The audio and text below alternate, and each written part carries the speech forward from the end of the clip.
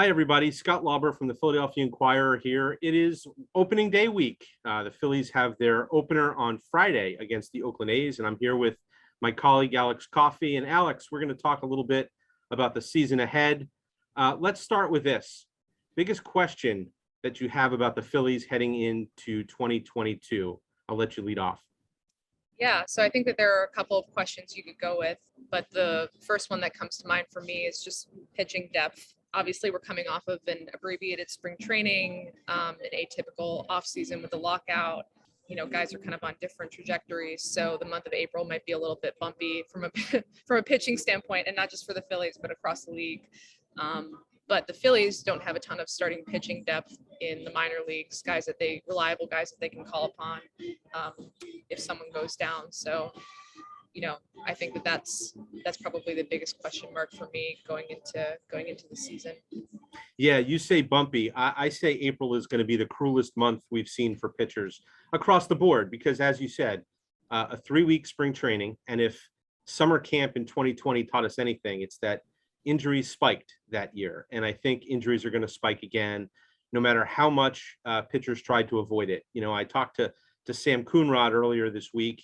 He's going to open the season on the injured list. He's a guy who is going to be pretty important in the Phillies bullpen. And he said, you had one of two options. You could either scale it back a little bit and try to save your arm a little bit heading into spring training, not knowing when it would start, or you could ramp up as normal and try to be as safe as you could. He took option number 2 and he still got hurt. So I think that we're going to see some pitchers go down early in the year, and it's going to be the teams that have the most depth that are able to get through it in April. And the Phillies, as you said, are kind of depth challenged. We're going to see a lot of Bailey Falter and Christopher Sanchez and Nick Nelson. And they're going to be, very important parts to the season, whether it's coming in behind Ranger Suarez and Zach Wheeler, or filling in the bullpen whenever they need innings. So I think that's definitely going to be a major issue for them. Since you took pitching depth, I'll take defense. And for as much as everyone is sort of enthusiastic about this offense that they built with Nick Castellanos and Kyle Schwarber and whatever you want to call them. I'm going with the Broad Street Bashers at the moment, but I may change that. For all that enthusiasm, they still have to catch the ball. And other than second base, where Gene Segura's, I think you could say probably an average to maybe even slightly above second baseman, and behind the plate with JT Realmuto, the Phillies are below average at just about every position defensively.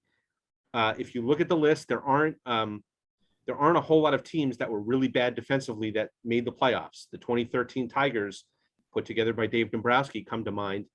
But there aren't a ton of teams. So they're going to have to make the plays that they're supposed to make and then out-hit the mistakes that they make in order to overcome their defense.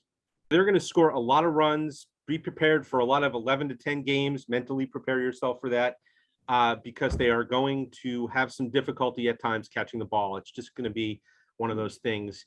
But they are built to slug, and that's the way the Phillies are going to try to win games. And hey, it might just work at Citizens Bank Park, especially.